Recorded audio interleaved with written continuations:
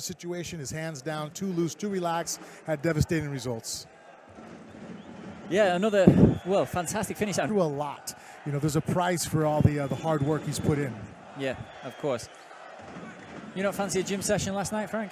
No, I was looking for food. Yep. So I'm a heavyweight. Of course, I mean, Habib has had his struggles before with yeah, I was saying maybe that's why he was smart. He knew to avoid the restaurant. Yeah. Here we have Filial Ghamidov in the third fight here at the main card at GFC 20. Filial has a nice long jab. Yeah, he's a little off balance, still throwing his weight over his foot. You can see whenever the guy throws a punch, if his back foot follows him a lot of times. Low kick there. He did try to fight it off. He was being honest about it, but I think as every man at home could identify with. Relate to that, yeah. Well, you'll take a shot and you're like, oh, I'm okay, I'm okay, I'm okay. And then about 5 to 10 seconds later, you go, nope, I'm not okay. That delayed reaction there from Filial, as you say, tried to ignore it, but I think as any man listening. Yes, and I find that to be more realistic. When a guy takes a shot to the groin and immediately drops, it's almost like, all right, you're pushing the rules. But when it has that 2 or 3 second delay, it's actually much more realistic to how it, for whatever reason, that anatomy works with us. Ooh, nice roundhouse right there on the hip. That was a decent kick that didn't go into that groin area. So it's difficult when you throw the inside kick to avoid that area, you know, especially when your opponent. Oh, wow, that was a vicious spinning hook kick. Just missed, just by a couple of inches there over the top of the head. And now Filial just open. He is Brazilian after all. He will be looking to get his jiu-jitsu works. Great underhook. He's got positions clasping the hand because right now Ghamidov's defense is just to push him off. And that is not great defense. He's using a lot of energy right now to push and bail out. And it might work now, but the problem is as he fatigues, that style is not going to be productive. It's not efficient. It can work to explode and just shove your arms and push on somebody, but it's not going to work in the second round when you're fatigued. And you can see even here, he had to stop doing that. I always call it like the bucking bronco when I first jump on a guy, and I know the first 30 seconds he's going to come out, you know, crazy to avoid, and then physiology catches up. You get a little fatigued. You know, you can only explode so many times, and then you settle down, and you have to be more technical. Mm-hmm. And right now, his head is against the cage. Wow, that was pure strength to turn around with a body lock like that. And there he has that body lock locked in just on the floor. Filial now. And that could be mentally discouraging. That, you know, what Ghamidov did was absolutely not the correct technique. He's using now a tight-waisted body lock to turn. He has his hips in there, and that's great technique.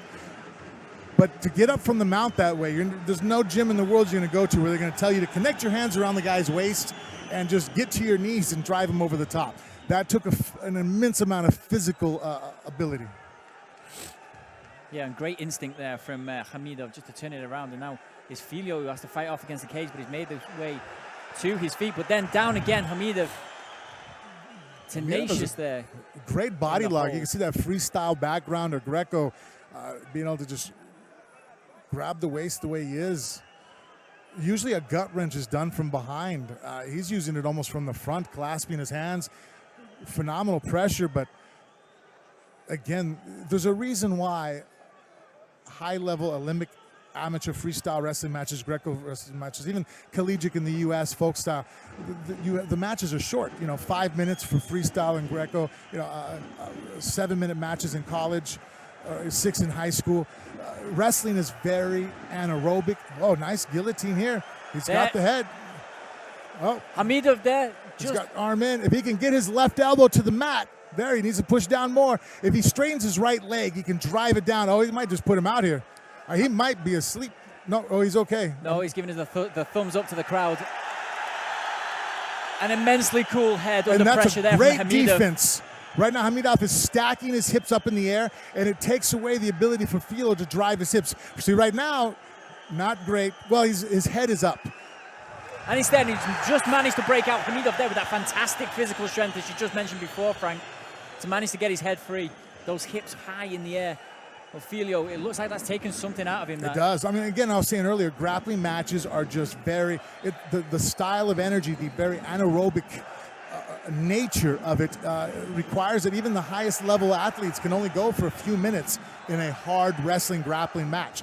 Whereas, you know, striking arts like kickboxing and boxing, I mean, you can go 10, 12 rounds or 3-minute rounds, you know, 36 minutes of fighting. If you watch a 36-minute grappling match, you better bring your popcorn. It's going to get a little boring. It's not going to be intense the whole time. It's impossible. That's you talking about food again there, Frank. My Freudian slip always. As you have Gamidov here just sat on top of Filho. He's managed to get a few strikes away whilst Filho is on the ground. He must be recovering, trying to take a break there. But Gamidov just isn't letting up. He's not going to let this position. And just as Filho tries to make his way to his feet there, just the left hand that scrapes off his chin as we get into the last 10 seconds of the first round here. I'm curious what Gamidov's arms are going to be like, because he's been squeezing this whole first round. Yeah.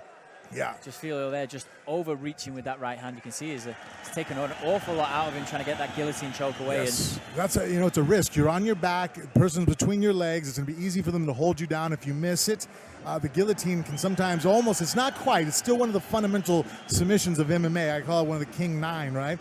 But that being said, it can at times be kamikaze style, because if you give it everything you have, your whole body's squeezing, driving with your hips, and then all of a sudden, boom, you miss it, and now the guy's on top of you, and usually not very happy.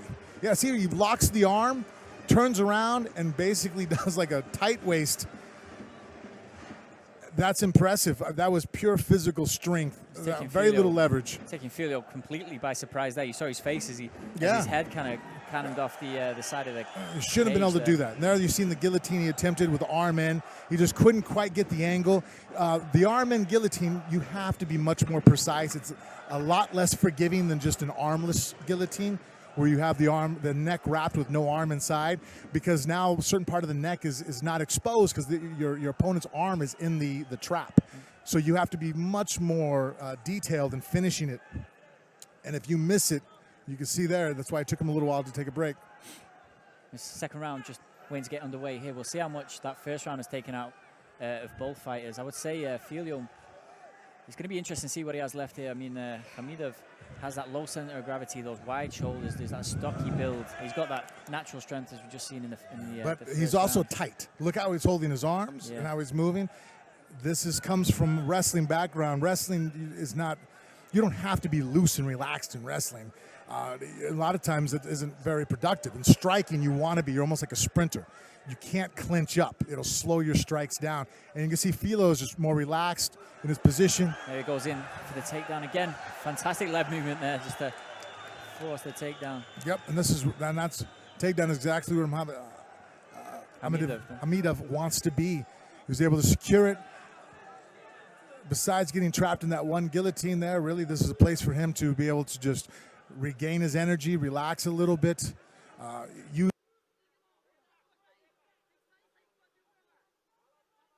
You're on top, you want to make sure your eyes are almost even with your opponent's eyes on the ground. You don't want to be low, because then his hips can come up high, and that's when triangles and arm bars start to creep in. And of course, as we see, he just gave that little split second before in the first round that allowed that guillotine, well, the attempt at the guillotine, and for the finish, it looked like it was over. I mean, you thought he'd it was close. Out for yeah, he relaxed. That thumbs up to yes, the crowd. He did. He relaxed in a way that it's like, well, that could be bad. But right now, though, Filho is not using frames. He's not creating any kind of a barrier in between him and Gamidov. So by doing that, oh, nice. He can step over for the armbar. Let's see if he does it. Nope.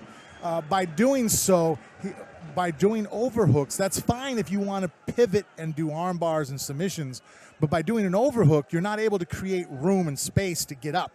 So that means you're going to keep it as a grappling match. And the guy on top, by you grabbing an overhook, realizes he has to use less energy to hold you down, because essentially you're showing him you're going to stay down, and now just has to be aware of maintaining parallel to your spine to his spine, and just avoiding submissions. That quick movement there, that we saw the leg movement just for the takedown just before, and again driving through Gamidov, taking Filho. He's taken an awful lot out of the Brazilian fighter just to have him on top. I mean, it might not look like he's doing much, Filho, but I mean, this must be taking a lot out of him. And Gamidov is surely in the ascendancy as we just get through to the halfway point in the second round. You know, Gamidov is not super active from the top. These strikes aren't, you know, Oh, he's trying to. There you see Filho trying to work again. He's trying to do the step over. The problem is he's not putting his hand on the mat. If that right hand were to pivot on the mat, his point of leverage, the fulcrum, would be higher up, and then he could throw Ghamidov over the top. By putting his elbow on the mat, now he's only coming up that far as his elbow to the distance of his humerus, right? From elbow to shoulder. Where if you put your hand on the mat, now it's distance between hand to shoulder. Much higher if you're going to throw someone over trip them over something. You want to make it to where you throw their center of gravity as much as possible over the top. Yeah, and of course, Filho locking his legs around Ghamidov there. Just out of distance, you feel, for those strikes. Nothing connecting really for Ghamidov. I think I've only seen one punch kind of seep through to the head of the Brazilian.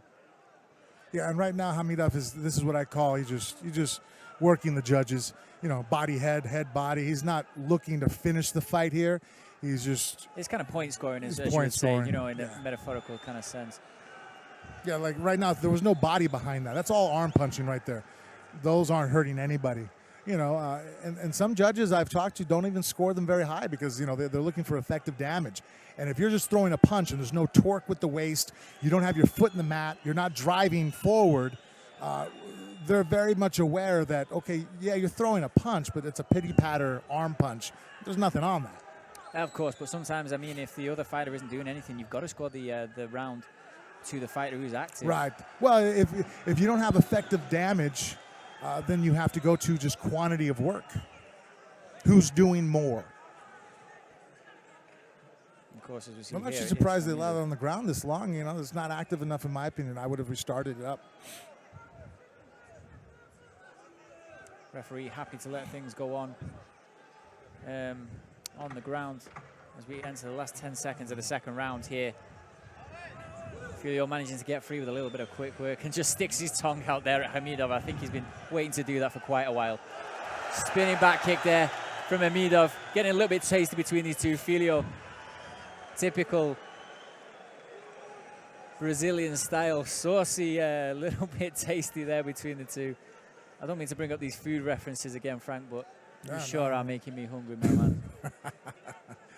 We're going to take a long break here and go get some food. Yeah, I don't think we'll come back for the next bit. Do you notice that? Here, nice, kind of too long of a hook there. Here you see the punches where he's just kind of scoring shots. That punch there had a little bit more on it. See how his body came up, spin side kick, missed, but got a reaction from the crowd. Yeah, as you see, just ricocheting off the guard of the high right hand there of Filho, and fortunately didn't land on the button. Yep, and right now Filho has to understand that he's down 2 rounds to nothing as far as, you know, neither fighter's landed anything incredible fight deciding. But the top position's been maintained mostly there by Ghamidov, and so that was strange, huh? Yeah.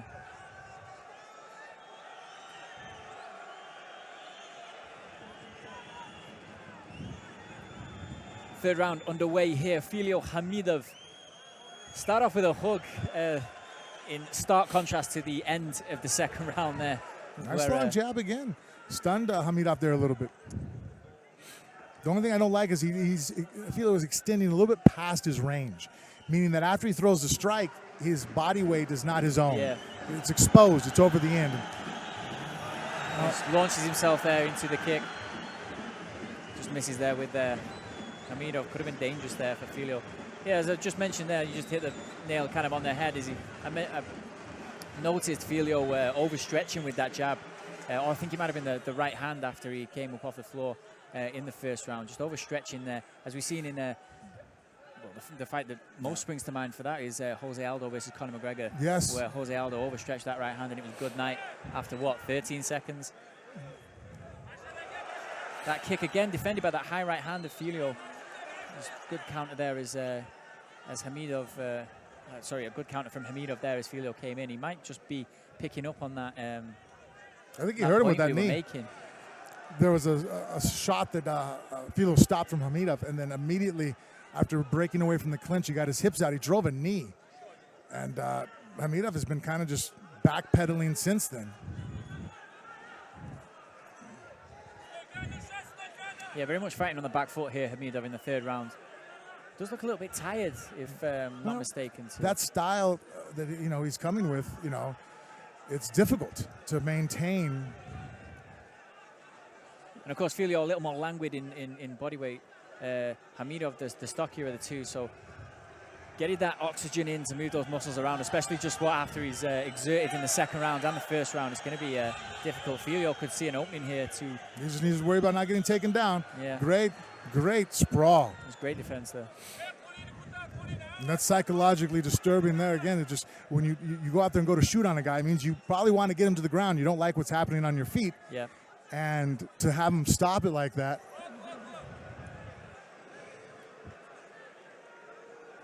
The crowd's starting to boo. I think get a little restless from the... Yeah, Ghamidov, I don't think he's taken a forward step here in the third round. No, but Filho's not cutting him off properly. See, like right now, he's chasing towards that back leg. It allows him to scoot out. He needs to start fading to the center of the cage and almost treat it like being like on a pie. Very much so. Filho, landing straight on his back there, and he might have hurt himself just a little bit. But then again, taking the mickey a little bit with his tongue out there, smiling to the crowd and to Ghamidov. But yeah, just as you say, Filho he's chasing him around. He's chasing him around the ring. All he needs to do is take Ghamidov going to his left every time, backing off. All Filho needs to do is take a step to the right, cut it off, and then he can land his punches. But he's not doing that. He's chasing him around the ring. Crowd aren't liking it. Ghamidov just trying to land that. Lands an overhand right there. That connected just to the top of the head. But he's just trying to land that counter left hand as Filho kind of comes in, and there he goes for it again. Then he's got the back here. His hands are connected around the waist. This is where he's extremely comfortable. He's not going to break his hands to go for a strike. No, this could be dangerous here. A minute and a half left. There he shouts to the crowd. Ghamidov, maybe just saying, what were you guys worried about? I was playing possum. Come on, don't boo me. Filho trying to get to his feet. Ghamidov not letting up, but there you go. Filho. I don't know if that was a good job or a good idea to let up Filho. He's opening the door. He's got more momentum coming forward. Ghamidov is just backing up, and he's just walking backwards to avoid the striking. And now Filho goes for the takedown. He blocks around that leg there. That was a mistake on his part. Yeah, and now we can go in for the guillotine. This could be. No, his arms have come loose.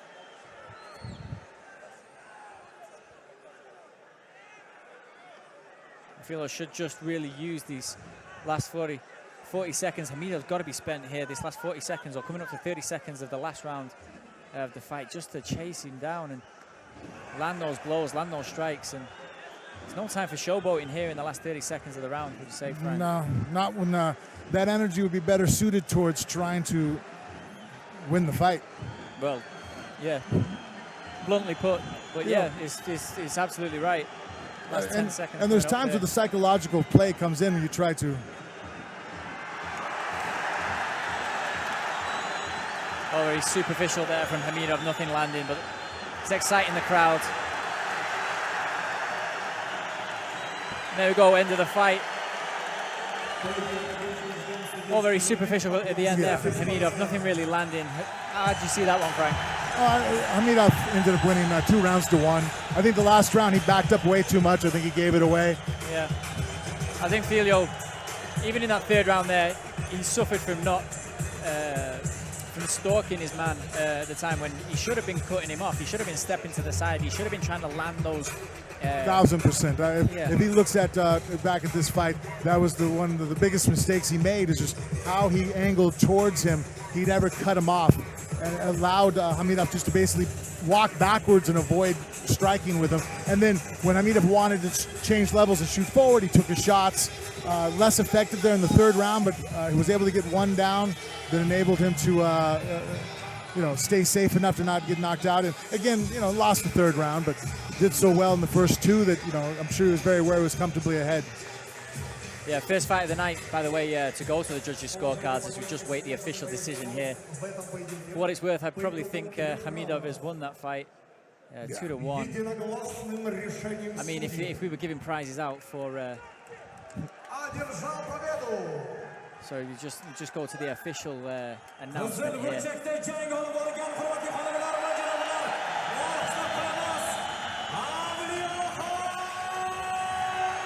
And there we have it. It's gone just the way we thought it would.